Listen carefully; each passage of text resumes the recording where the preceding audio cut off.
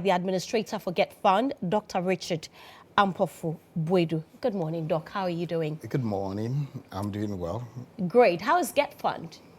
I would say we are managing. How long have you been running GETFUND? Close to 8 years. Close to 8 years. Yes. How has it been? Then or now, if I'm to talk about the past, that is casting my mind back to 2017.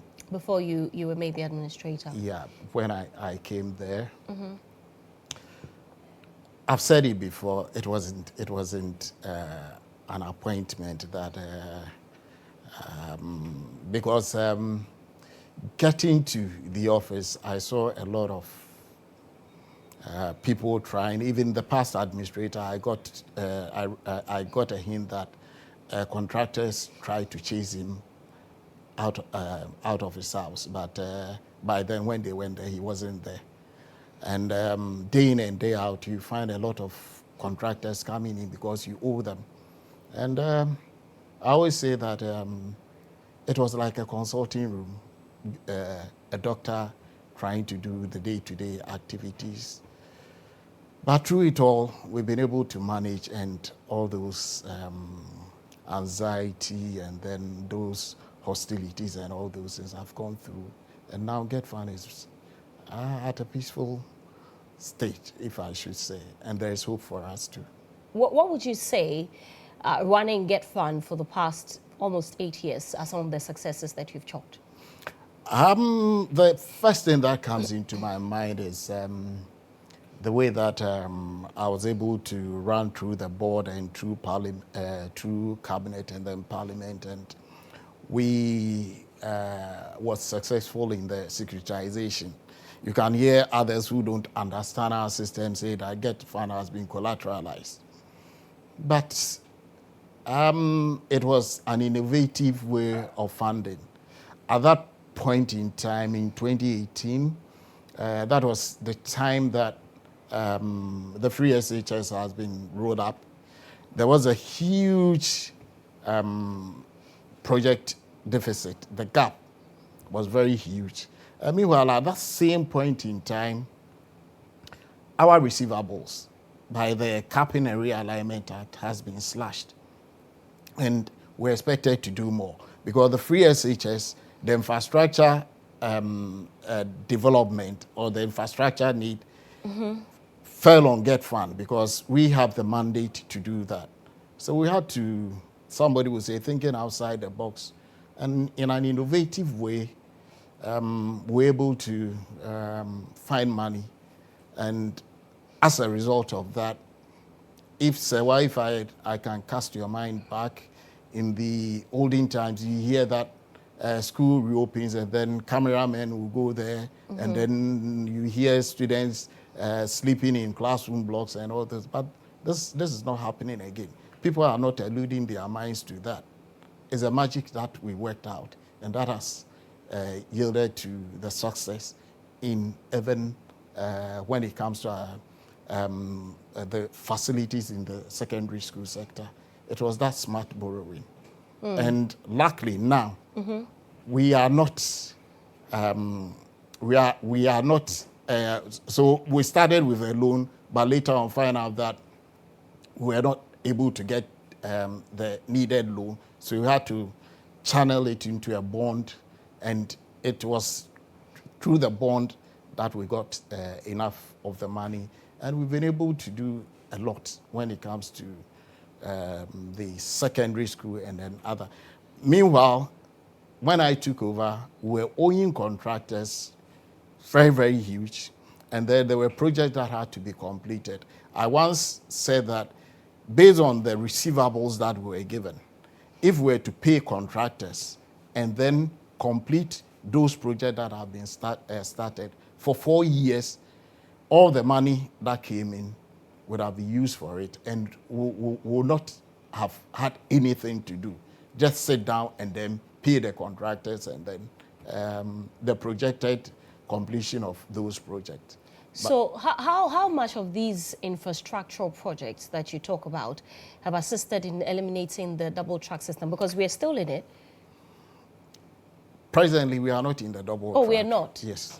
Okay. It's a new but how system. much is a new system? It's a new system. How much of the infrastructural projects? So presently, we've completed 3,077 projects within this, and it's unprecedented. Nothing of that sort. What would you say will be your biggest legacy? My biggest legacy. That is something I would have shelved it, get into the other one. But it's a new, we want to know. It's a new monitoring system that we now improvising, and before it actually started it. It's got to do with project management. All our projects that we're doing, it starts with the financial loading, the total money that finance has approved for you, and then the project budget. You put it, and then you start allocating. Let me tell you this: GETFUND, we don't award contracts. Okay. So entities do that on our behalf. We provide the financial clearance. In the past years, there has been an abuse of the system, and that has resulted in a lot of projects not being completed. Every year, there's a stakeholders meeting, and I have a team, and I try as much as possible to tackle an issue. So this year, that stakeholders meeting that we had was showcasing our achievement, and then the activity tracker that I'm talking about. That will enable us to have data on every contractor, every project. You sitting down, by a click of a button, you can know every project. You just tap some coordinates, and then the project will just pop up live. So that if maybe you went to a school like Prempeh College, and then a contractor comes. I went to Yasantra, Yes, I know. I know that you went to Yasantra. And it's close to Prempeh College. There's so it pops up, and you can see a real life picture. So that even if there's an ambiguity, you sitting in the place can know whatever. It also enables us to assess contractors, because contractors are very smart. They are businessmen. They can go to Greater Accra, take 4 projects, go to Ashanti region, takes another, go to other regions, and then that's it. So if a contractor has so many projects and they cannot perform, we can track and then know how this will be. And for transparency too, we will link it to PPA, we will link it to Auditor General's office, and then we will link it to all other stakeholders like the Regional Coordinating Council, District Assembly, and then the Ministry of Education, so that the administrator of the GETFUND can profile every aspect of project implementation, and then we'll be able to manage it so that it doesn't reflect on price that has to be maybe contract pricing going about 400%. It's a way that I think we can monitor project, and it's the first of its kind too. Okay, if my director can take me back to the last screenshot on the, okay, so I see the projects that you have initiated, right? Yeah. I see that of basic education, that of secondary education, and the rest. I know that one of the core mandates of the fund is to provide educational facilities across the country. But one of the biggest issues that we keep talking about is schools under trees. Doc, there are many who say that if we had utilized the GETFUND money properly in the last 20 years, we wouldn't probably be facing the schools under trees problem. Do you agree? This schools under tree is a catchy. It is not a reality. It's not? We have done many stories here at GHOne TV. Yes, they call it a terminology. It doesn't mean that the students are learning under tree. First, get it right. Should I show you a video? No, I'm coming. You can get students maybe for some reason, and even a populated area like Kumasi, there was a time that students were actually learning under trees. But it's a generic term, schools under tree, where there's a deprivation or something of that. All of them are classified as schools under tree. But you acknowledge that there are actually some students who learn under trees. Definitely, but if you put it as schools under tree, somebody will get the idea that all those buildings that we are doing are for students that you go physically and then see them learning under tree. But it's a generic term, and if you look at what we have here, 1,501. It's basic school based on need assessment. So and within a span of how many years? For since 2017. Since you became the administrator. Yeah, 1,501. It's the same basic school that we are providing, but if we don't call it schools under tree, it doesn't mean that we are not trying to fight that. We do a need-based assessment, and then we give financial clearance. So somebody may call it schools under tree. They've stopped building schools under tree, but it's the same thing. It's based on need assessment, and then we provide. And the figure shows it, 1,500. It means that it doesn't mean that we stop, but somebody will coin that terminology, and they do the same thing, and then say that we have stopped yours. But did you identify some schools that the students were learning under trees that you have solved the problem? Definitely, it is not only trees. There are some that are mud houses, tattered roof, and then, And when we do that, it means that it's the same phenomena that we are trying to. So it's not that we've stopped. Okay, I want to go back to the Act, the GETFUND Act, and read again that is Section 2B of the Act 581, right? And for the purposes of attaining this object, the monies from the fund are to be expended, I beg your pardon, as follows: B, to provide supplementary funding to the Scholarship Secretariat for the grant of scholarships to gifted but needy students for studies in second cycle and accredited tertiary education in Ghana. I know you know the question that I'm coming to ask you, because GETFUND has come under a lot of criticism for granting these scholarships. For wrong reason. To people who are everything, like I said, but needy. I want you to respond to that.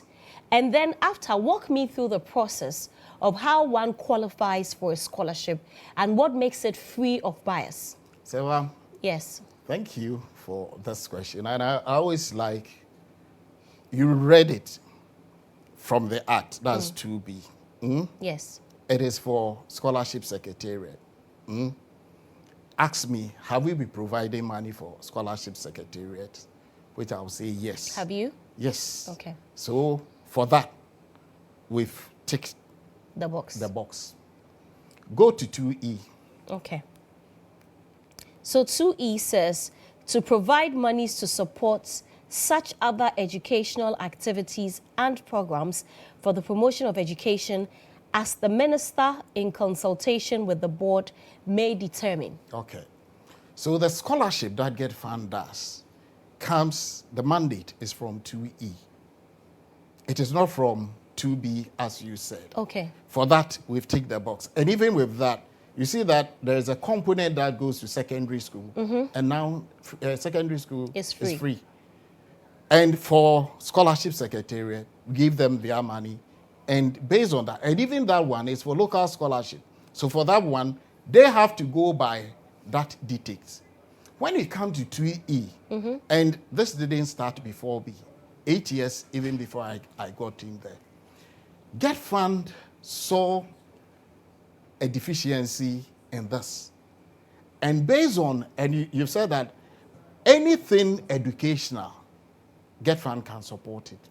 So the scholarship that GETFUND does is based on this. It is on the bracket of anything educational. So they decided to do scholarship. As to whether they have to or not, let me go down. Okay.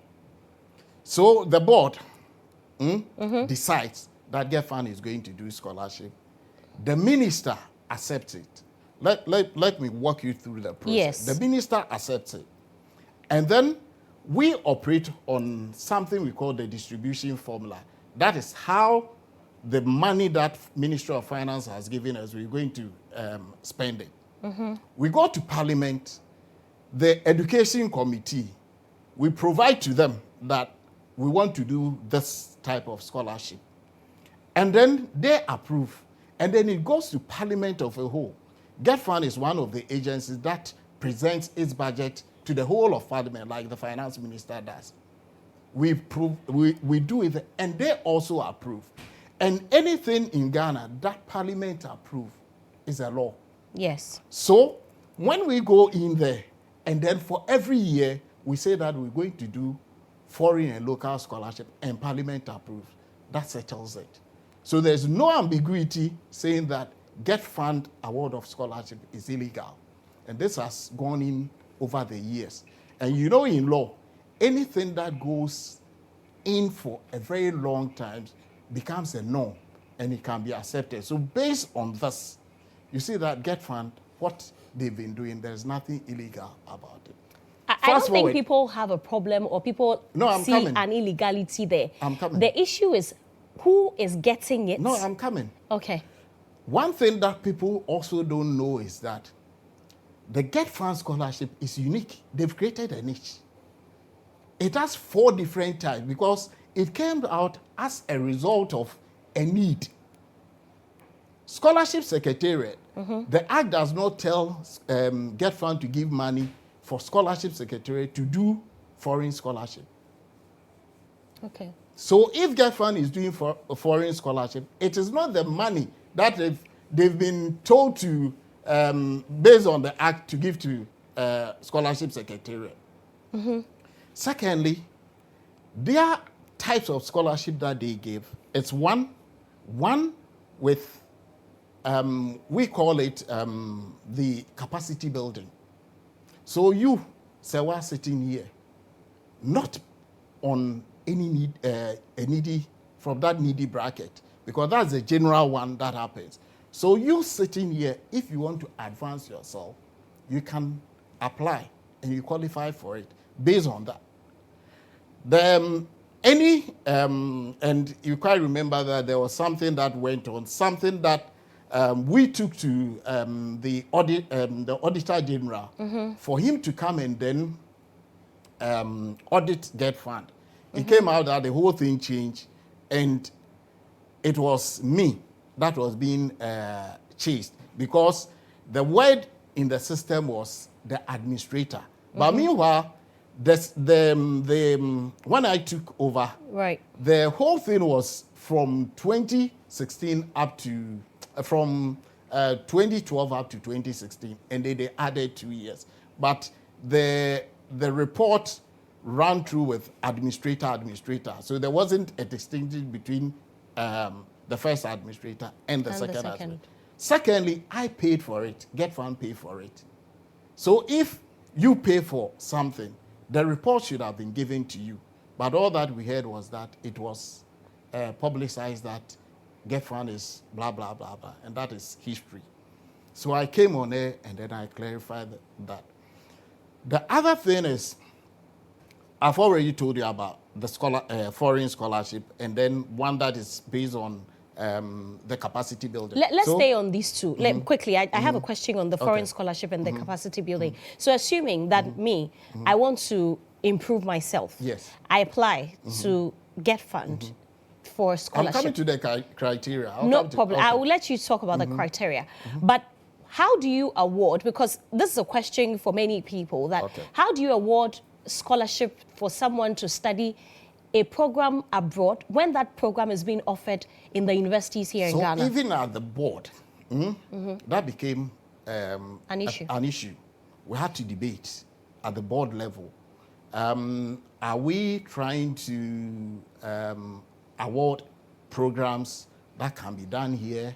Because on that, on our committee, the president of Ghana University, how do they call Students. Ghana University? No, not the student. There's a NUCS representation, and then Vice Chancellor's Ghana, the president of Vice Chancellor, is also on our board. And then NAT is also on our board. It came out that the solution to that was that, okay, let us continue to do the foreign scholarship, but we do about 70% of STEM and then 30% of humanities by financials. And then we concentrate on programs that in the STEM program, you know that if you are doing engineering in Ghana or even IT in Ghana, the exposure out there is not the same thing as that in Ghana. So for the STEM program, we allow you to go outside and then you do it. That is where the criteria falls in. We normally look at courses, STEM, IT being the highest that we take. And then for the humanities, that's the 30%.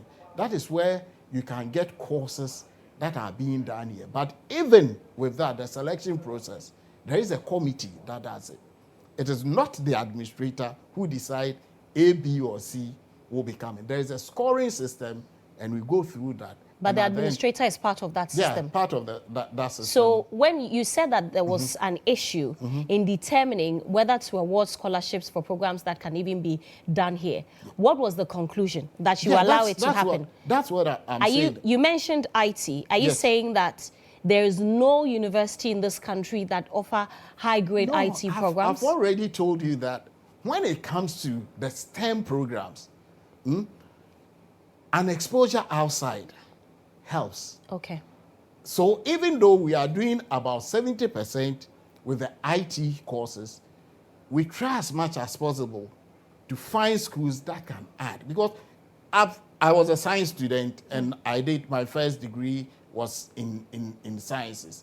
The way that we do our sciences in Ghana is not the same as it is done outside. And exposure always helps. So we pick students with certain grades and then category, and then we push them for them to learn. There are courses that we don't find them in here. There are courses that we find, but in a whole, the conclusion was that let's do more of the STEM program, and then we do less. Because in IT, for instance, when you're doing IT, the cyber security and all that, you can do cyber security in Ghana. But when you do cyber security in UK and then in US, you see that your exposure is higher. And that is how we intend to. And then secondly, from 2016 December, when I took over, scholarship award was about 333 local scholarship. But we've been able to pay. Yeah. Or per year? Yeah, per year. But we've been able to increase it to 5,000 and over. A year? A year. You grant over 5,000 scholarships? 5,000 of local scholarships. And how about the foreign ones? The foreign has been almost static, around 200. Every year? Yeah. For 2 years, we stopped. But last year, it was 224. Okay. We did 224. We see that. Okay. But Doc, let me ask you this. I mean, you still haven't told me the criteria for selection, because I really want to know. But how do you, I haven't seen this in the Act. I'm thinking that, you know, when you sponsor people to go outside the country and learn and improve themselves, they are to come back and help. Yes.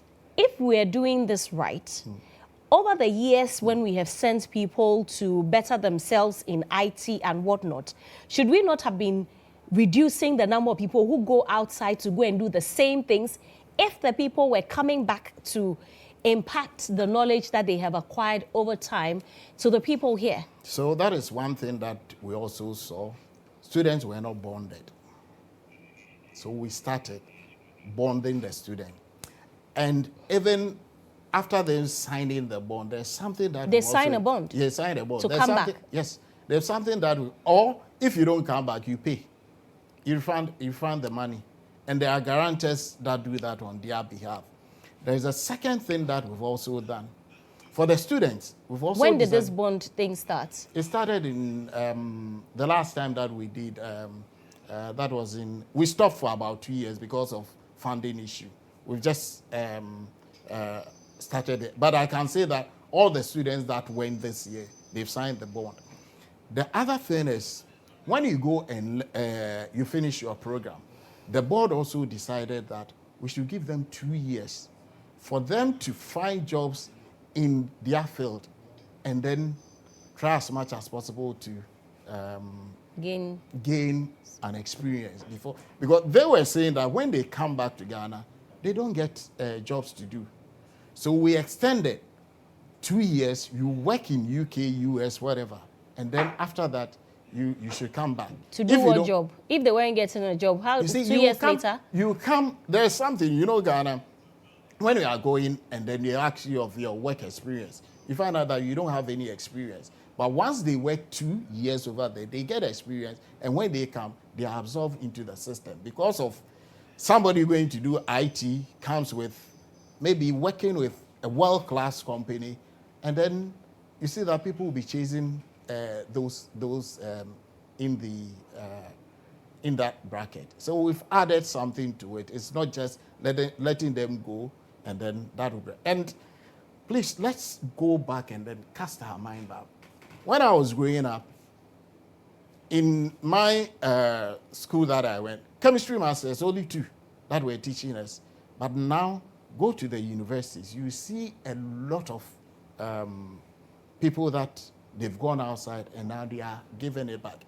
In the argument to whether schools in Ghana, we should give scholarship more to the local content, that also came up. We've seen that a lot of people that we took out to learn, they are now back and they are giving back to the country. There's a documentary that will be airing, I think next week, on people that have been on GETFUND scholarship and where they are placed right now. So let me ask you this. Statistically, you give up to about 200 foreign scholarships every year. Yes. How many of them come back? I told you that. After the 2 years window, how many of them? No, we are now operating that. So none of them, it's now coming back. At the end of this. But in previous years? In previous, it wasn't that.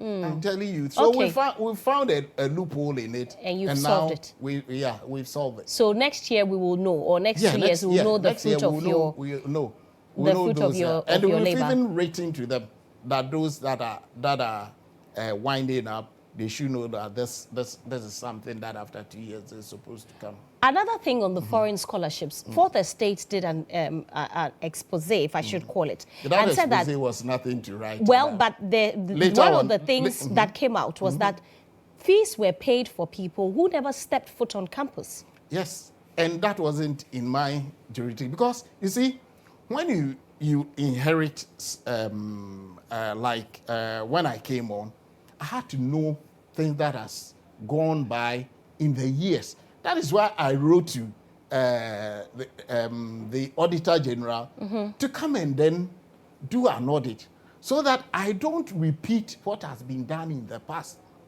And instead of him doing that, and GETFUND paid for it, instead of him sitting with us to let us know that A, B, C, and D are the things that are not being done right. So do it this way. But so let me tell you one thing.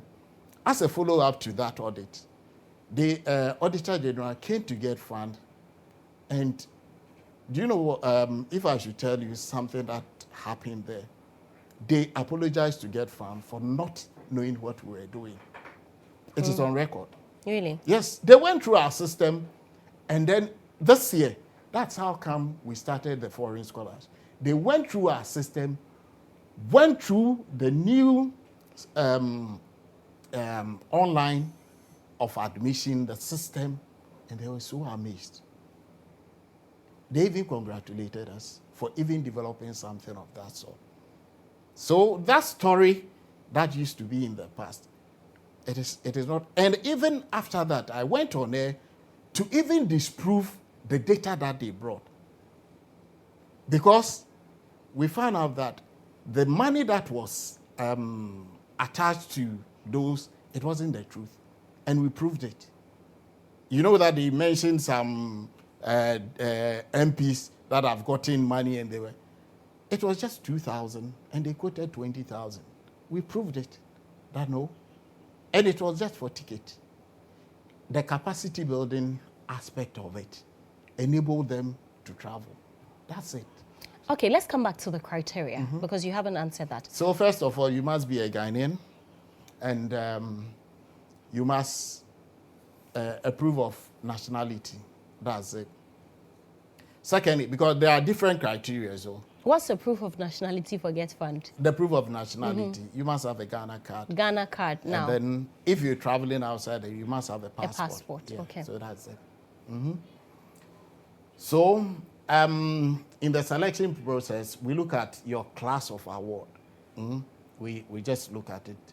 And then the one thing is the course that you are doing, the relevance to the national development is one of the criteria. Please let us know that, for instance, if you are taking somebody with software engineering, and it so happens that first class software engineering are 30, and we are just taking 5. We are not saying that we're doing it based on class alone, but if first class, we interview them, and then we just pick the first 5. All the others will not get it. But there can be somebody with a second class upper who is pursuing a different course, because the quota system for the software engineering, we've already passed. So you can't come and then say that I had a first class, somebody had a second class upper, he's gotten it, and I have a first class and I didn't. Do you get it? It's a whole ball game, and it is not as easy as ABCD. We also look at your fee that we are paying, the commitment, because definitely it's a financial. I hear a lady who is a medical doctor always saying that she writes to GETFUND and she doesn't get it because she thinks that she was the best in her class, she got a first class, she topped her class, and she's going to do a program, public health, in Johns Hopkins. Johns Hopkins fee is about 96,000. Our capped is 30,000. So such a student, when you write to us and you think that per merit you should get it, per our classification and our selection process, you fall out. Even with all your degrees, with all your classes, with all your awards that you've gotten, because the fees goes above our threshold, we'll push you out. So the person can apply 10 times and it's the same result that the student will get. But meanwhile, somebody with a second class upper, finding a program of relevance to the country will get it, or even a lower class can also get it. Because once we populate with first class, and then we push it, and then we come to second class too, and we do selection. We are posting numbers for it. Not that we are selecting everything from first class students. No, it isn't the criteria. So these are the things. And then gender is also one. If you are a lady, we are gender biased. I always say that we give the ladies, when there's a tie or something of that sort, we try as much as well to push ladies when it comes to science, technology, engineering, and mathematics. And then for the first time this year, all people with special needs, all those that applied on the local front, all of them got it. Okay. Yeah. So we keep on changing some of it to be, at the beginning of every selection process, something comes in you. That is the changing GETFUND. So, Doc, for clarity purposes, you're saying that per Section 2E yes. of the Act, your mandate doesn't strictly apply to students who are only needy. Yes. Once the board Yes. and the minister approves of it, Yes. And you can give the scholarship. It goes to Parliament. It goes to Parliament And and Parliament it's approved. approves. So it's a law. Is no problem. So you are saying, for instance, in 2020, when the Auditor General released a list of persons who had benefited under GETFUND, which included Adjo Asafo and the rest, it went through the process. Yes. But you think that somebody like Adjo Asafo can pay for her tuition? That GETFUND had to cover tuition. it? I said that it was her fare, the ticket. But from what we see in the Fourth Estate's document, they quoted about 20, 17 million. It wasn't correct. I proved it. About $17,000. Sorry, I must say. It wasn't that amount that was paid. So we have it. You can come. GETFUND pays fares for people. You see, plane tickets. It is an application. So while you sitting here, you can apply to GETFUND when the system comes in on. Our portal is open through the capacity building, and you can get it. GETFUND to pay my plane tickets for me. Not plane ticket. Your fees, we can sponsor you to go and learn outside if it's of a need base. What if there's somebody who is more needy than me? That has a different bracket. Please don't let us combine it. I'm asking for public education's sake. In our selection process, we cater for all. Okay. So if it is the general one, we cater for the general one based on a certain criteria for selection. But when we come to the capacity building, that also has a different, at the capacity level, we don't look at needy but brilliant student. That is not the criteria for the capacity building. It's a different thing. So I've told you that GETFUND scholarship is unique. It has created a niche for itself, and they don't understand the system. That is why Fourth Estate and all those things went on that line. But I'm telling you, the Auditor General that did the same way. They've come to GETFUND and they've patted our back for us, saying that we are doing a yeoman's job. So that is the case. Okay. End of case. Okay. Yeah, so I see it. Capacity building. So it means even the presidents can apply for scholarship for capacity building. If there is a need. And you see that expose, let me ask you. When it comes to, we have three arms of government. When it comes to the presidency, the executive. They write, the executive, they write, and then they give them, they sponsor some of them. When it comes to the judiciary, they also write, because we sponsor. Do you know one thing? Those people that, when Ghana, we had an issue, that boundary issue with, was it Cote d'Ivoire on our maritime thing? Some of the students that we sponsor, they were the ones that defended the country, and then we won.